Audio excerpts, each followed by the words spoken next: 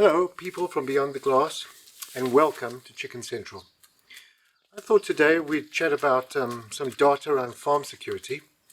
If that's a political thing for you, you've come to the wrong place. Rather than turn around and go and do something else with your time.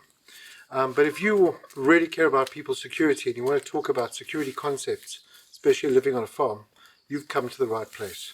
So check it out. Shut up and sit down.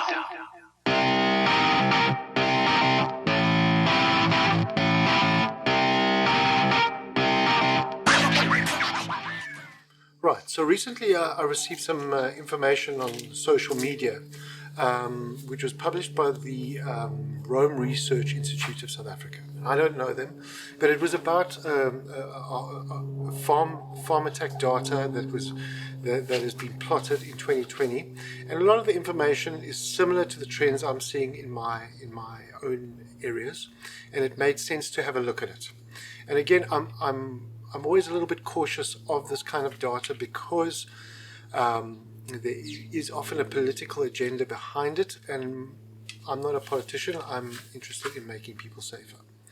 But there was some very good information, and the question is, can we take that information and turn it into action?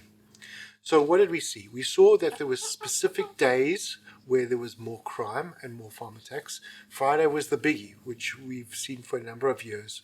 And we know the 29% of those incidents were between 6 in the evening and 9 in the evening. So if you take that, being a Friday night, you've worked a hard week, had dinner with the family and sat down, crashed down to watch some TV, and that's when the horror starts. But we know then that's the time when we really need to up our security game. So the times and the days of the week are important. Why do these incidents happen at night? They happen at night because farm areas are dark, and therefore the guys have got a lot of time to plan their attack. They can sit in some bushes, they can measure what they're going to do, and therefore it's actually quite important. Turn on your adversarial mindset. If you were going to hide in some bushes and watch the farmhouse, where would you hide? And then find ways to control those areas. Okay, we know from the data that the attacks were perpetrated by 4 or 3 guys. And that's too much for one person to handle. So you're going to have to create some force multipliers and create physical security barriers that's going to channel people. And that's really important. So panic rooms are important, gates and passages, areas which force people into channels so that you're not dealing with 4 people spread out, but they've come together and they're a little bit easier to fight if that's going to be the appropriate response. There might be times when fighting is not the appropriate response and we simply have to submit.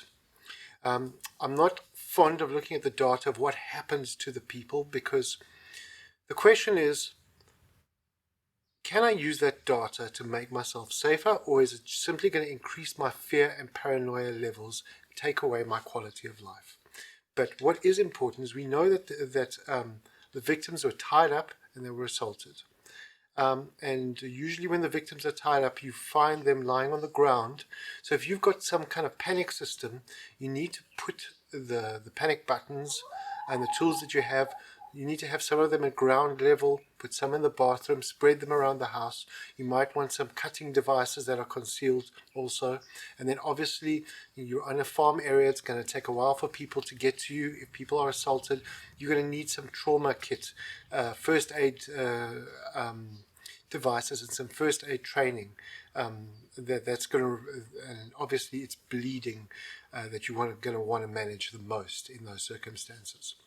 We see from the data that cell phones are most often taken, and cell phones can be tracked. There's a lot of software on cell phones now, and often what happens is we get to an incident and people don't know usernames and passwords which can give us access to the phones, and that's understandable.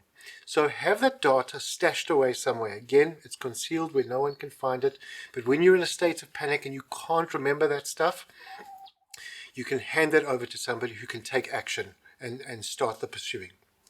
And then what's quite important as a community or as a district, some of this data might not be entirely accurate to your district. And the only way to establish that is to track your own crime data. And there's shared spreadsheets nowadays. There's Google Earth, there's Google Maps. You can plot the incidents, you can spot trends. The kind of information I'd also like to see, I'd like to see whether the attackers are arriving on foot in a vehicle, if there are specific footpaths that they're using. How they access the farm, how they access the farmhouse, because that's going to tell me what kind of measures I need to build into my environment. Do I need extra lighting in certain places? Do I need beams in certain places? If we're going to run patrols, are vehicular patrols the right tool? Or perhaps I'm going to need to run foot patrols on certain nights. Do I need to have dogs, and where do I need to have those dogs? What's going to help me make those decisions? Turn the data into action. And then once you've taken the action, get out there and live the life that you chose in that environment, because that's why you live there.